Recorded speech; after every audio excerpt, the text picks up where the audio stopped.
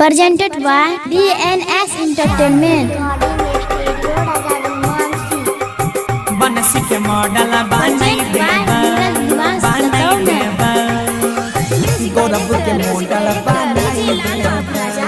नया नया गाना पर वीडियो बनाई के गे हमारा देखा नया नया गाना पर वीडियो बनाई के गे कमर हिला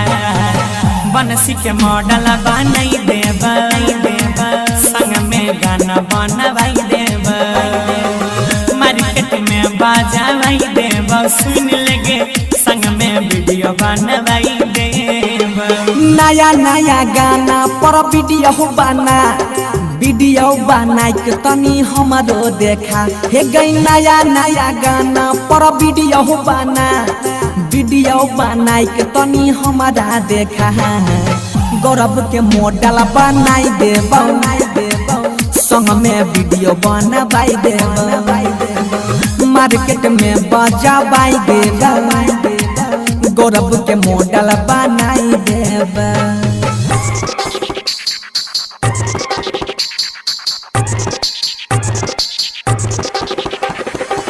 बनसी के मॉडल बनाई देबा गौरव के मॉडल बनाई देबा यादो पीछू लागल रहतो कैमरा बुक रहता हो साटा गे बनसी घर में सटल रहबे डार्लिंग बुक रहता साटा गे स्टेज पर जाके गर्दा रही है पूरे मिथिला में नाम कमाई है सुपर छौसीन उठा लाल लगा बीट हो बीट दके कमर हिला बनसी के मॉडल बनाई देबा संग में वीडियो बनवाई देबा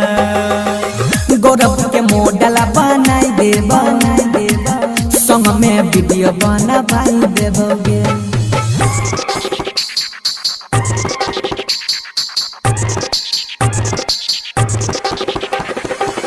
बनसी के मॉडल बनाई देबा गौरव के मॉडल बनाई देबा हाँ गजब के मेहतर लागल लेहजर हाइट कैमरा ना फोकसाया उठा गे कैमरा ना फोकसाया सुनिले मिलियन में जाय लगता व्यू पब्लिक नहीं करता डाउट गे छौड़ा सब संग में फोटो खिंचाइता व्हाट्सएप पर स्टेटस लगाइता अरुण मोनिस से बात चला नया एल्बम के पता लगा गौरव के मॉडल बनाई देबा संग में वीडियो बनवाई देबा बनसी के मॉडल बनाई देबा संग में वीडियो बनवाई देबा शांति रिकॉर्डिंग स्टूडियो राजा